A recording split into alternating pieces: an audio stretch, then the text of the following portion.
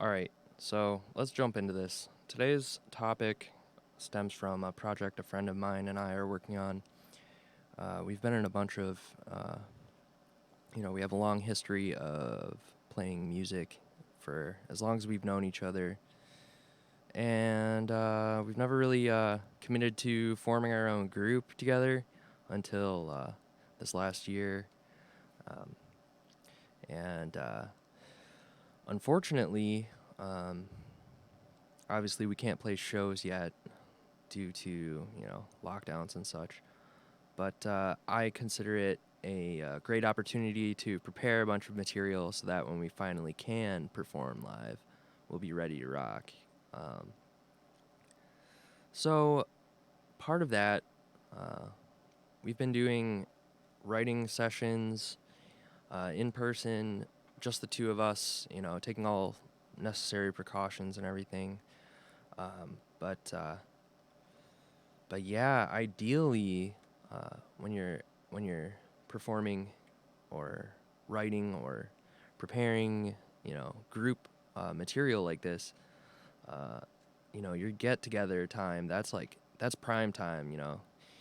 Uh, so ideally, that would be oriented mostly towards rehearsal of the material, and the writing and practice aspects can be kind of, as much of it can be mitigated to personal time as possible. That would just expedite the process. So um, that was the inspiration for this video. I use Cakewalk as my audio workstation, and he is planning to just use Audacity. And the idea is that we'll be able to, I can send him kind of a framework or some loops or chord progression and whatnot, and he can uh, bring that into his Audacity project and record. But he was having some issues with it, so I thought I'd walk him through it. And to anyone at home that is having a similar, curious about doing the same thing, uh, yeah, you can enjoy the ride. So, first of all, um, when I send tracks or stems over, it tends to be either through uh, Google Drive or through over here we have Dropbox. Now, the text that he sent me suggested that something about couldn't preview file. See, I can't preview it either. And partly, I believe that is because it is a zip folder. Um, Skip trying to preview it in the browser. You're not going to do anything with it in the browser. So let's go straight to download here. Can't scan, whatever. We're best buds, so I'm not going to send you a virus, dude. Um, Same thing over here if you're using Dropbox. If you try to extract it, it's all still going to be in browser. Skip that. Let's just go over here to more and click download. So you'll see down here it's the same thing. Now we have two different things downloading. We can, when it's ready, well, let's see here. I'll just skip ahead a bit, while this is all downloading, because we don't really need it to download right now. I'll go ahead and just pause these, because I already have this all on my computer. So yeah, so you get your let's see, you get a zip file like this. You're gonna hit extract all. It's gonna give you a destination. If you want to move it somewhere else on your hard drive, whatever that may be, go ahead. And it's gonna go through all this, and that takes a minute. But why not, while you're doing that, go ahead, open up Audacity. And this is what a blank project looks like. You're gonna want to make sure your microphone is set to however you're recording your input to the track, your addition. So in this case, he's using a USB condenser mic and putting it up to his amp and actually capturing the sound of, miking his entire guitar rig that way for authenticity purposes, which is pretty cool. So you would select that here. I have my options here. And additionally, let me see where this is. That's to set level. There's a way to monitor. This button, maybe? Options? Well, let me see here. We'll come back to it, but we're able to, somewhere in here, we're able to monitor the input from the mic through Audacity as well. So, anywho, this is all going. I actually don't need to get into that. But yeah, so for example, let's take, we can go for this. Here we have all the different tracks. So what you can do here,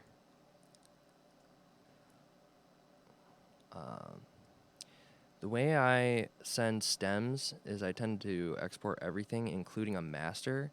This is the one that has everything already mixed.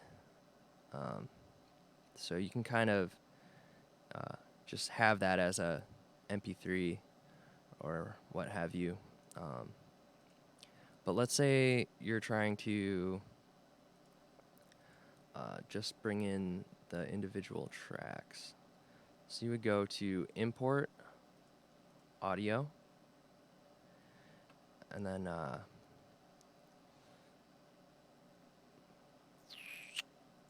when you first download it from the Google Drive or Dropbox link, it'll be in your Downloads folder. So I'm sure you know how to find that folder. That's over here. This documents somewhere? Jeez, it's like I don't know what I'm doing all of a sudden. I just saw it. Okay.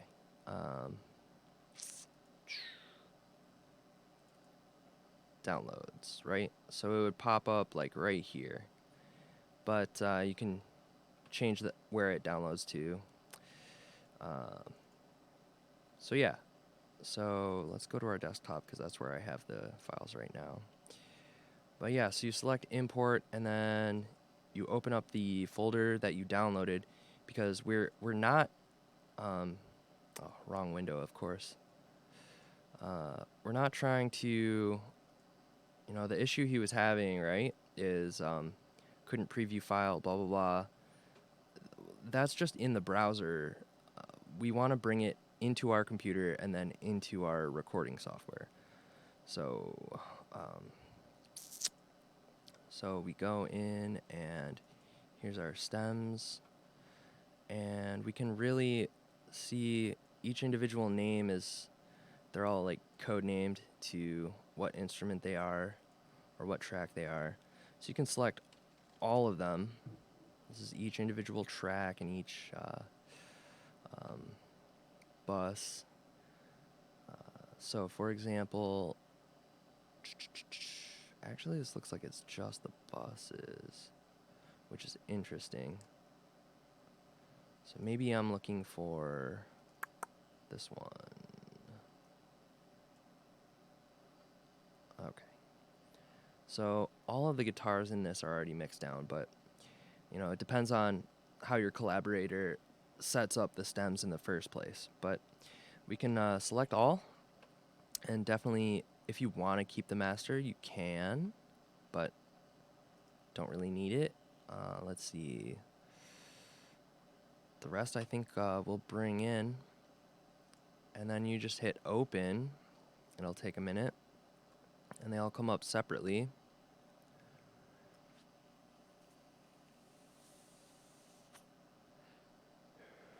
And to the kids at home, if you don't smoke, and if you ever, if you never have, don't start vaping. That's not the point. The point of vaping is to stop using cigarettes, and cigarettes are awful. So, um, so yeah, now each instrument is brought in, and we can listen. And it's all at the levels.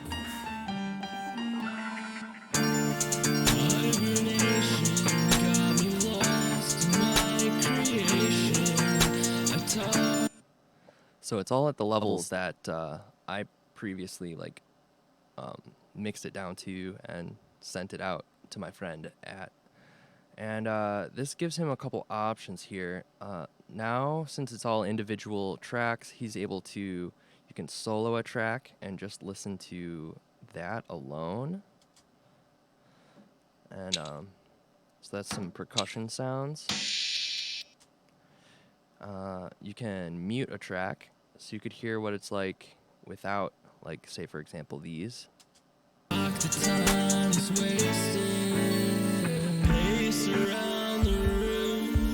encased inside a tomb in a place devoid of. See what I'm saying? And then, say for example, there's a couple reasons why this is useful. Obviously, if I had started a new idea and wanted the other collaborators to apply their additional ideas on top of it, it would be in the form of a separate track. The other things you can, let's say for example, if him and I both recorded here, and then I sent this back to him, he would be able to listen back specifically to the guitar as a way to, you know, check out what he played, what he liked about it, what he didn't, maybe record some notes about it or tablature, what have you. The other thing you can always do is, you know, open up a new track and record in. So now, you know, obviously this isn't going to go in the finished product, but here we have this added into the song. Hibernation. Right? So, like, bam. Hibernation. That's obviously not going into the song, but it could. So in his case, if his microphone is, you know, if he's miking his amp and bringing it in here, he can listen to, say, all of the tracks of the song or just the specific ones that, you know, maybe the rhythm section or what have you, and then record a completely clean signal without any mic bleed, because they'd be using a pair of headphones to monitor in, you know. So there's no computer speakers bumping this out throughout the room, and the mic is only capturing the guitar. And then what you could do is select this track, only this track, and go export. And then I would suggest WAV because it's a good format. It's lossless. There you can get an encoder to export MP3, which I guess is, you know, you can do that on your own. Now, down here you can save as type. There's the 16-bit and the 32-bit. That's on my end, you know, in my DAW that I use, I can handle either. But I would just go with the default, frankly, especially if this is just for the purposes of sending ideas back and forth and building collaboratively. So say, for example, the song name was Dire Dire Dachshund, which it isn't. That's a different song, but I don't know what to call this one. It's like Let Me Sleep or like Autumn Leaves or something. So yeah, we could say like Autumn Leaves, and then guitar track 1. You could export it, and then the same way that you received all of the stems over Drive or Dropbox, you could then upload to your own Drive or Dropbox and send it back to the other collaborator, in this case me. Um, and the other cool thing you can do here because of that is you can do like multiple tracks. So you could go tracks. You can go add new stereo track, and now you can have, like, say for example, you could lay down a rhythm guitar section on one and toy around with the idea of a lead guitar section here, or maybe just some atmospheric overdubs or something. Or one whole track could just be, you could do backing vocals from home. Now, I don't expect that these would be like a finished product by any means, but it's a way to get, as long as you're not clipping the signal, which you can tell this meter up here would be like all in the red, and in the track here it would be like really squished up at the top. But as long as it's like a decent signal and you send it over, whoever in the group is doing, the studio engineer side of things, they can handle it from there. And another additional use of this would be, say, for example, like we have a song that we were coming up with the other day, and he was just rapid fire laying down different ideas guitar-wise, and I've been splicing them together in like different order because it was all kind of a jumbled mess before. Not because of what he was doing. I was just doing it like as fast as possible, like recording track after track. So, so then, on my own time, I can build embellishments or drum loops or, keys around it, around this like scratch track, this skeleton, send it back to him, and then he can record his own more finished playthrough on guitar. And additionally, working from a distance like this allows, you don't have to lug all of your gear, across town. But yeah, so that pretty much covers everything in regards to that. The other thing I would suggest, though, I don't believe Audacity has any sort of tempo or metronome settings, and certainly doesn't have any sort of lock to grid function that I'm aware of. It's pretty bare bones. So, oh lord, of course. So if you were to reach for another tool, a slightly better DAW, as far as free options go, I've really been enjoying Cakewalk. It's so open-ended. It has so many features. It does everything I need it to do, but it can do more than what I need it to do, and that's something I hope to dive into in the future. But I don't find any restrictions with it. Some free versions of very popular DAWs, they restrict you to only a certain number of tracks, or you can only use, the built-in plugins or whatever it may be. That's all gone here, and it's completely free, still being updated to this day. There's a whole community of, people online that you can, read through their forum posts.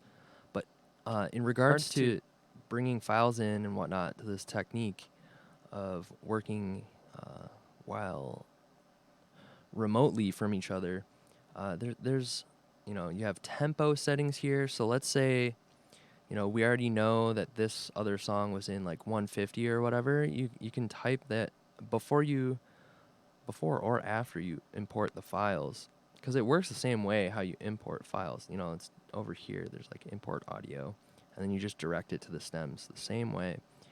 And then, I like to put the BPM and the song key in the file name now, and so right out the gate, he knows to set it to 150 or whatever it may be. And the other neat thing about that is this snap feature. I believe it's on by default. So while you're moving around your timeline, it kind of snaps into place. and you additionally have a metronome here. So you'd be able to, you have much more control over this, how you're monitoring things and what sort of effects that you apply to individual tracks. But yeah, you can kind of chop up, record bit by bit, punch in. See over here, I have these snippets of guitar. So like, I could send a skeleton of a track, and the guitarist could just like record section by section exactly how they want it and piece it together like Lego bricks. So that would be a reason to look into upgrading from Audacity to Cakewalk, simply because it's so exceptional for free software. But yeah, even if you're just using Audacity, I'd say that pretty much sums up how you can send files, import files, and get the collaborative process expedited. So, yeah. And this has been Leopard Moth, aka Dreamtime Labyrinth, signing out. Adios.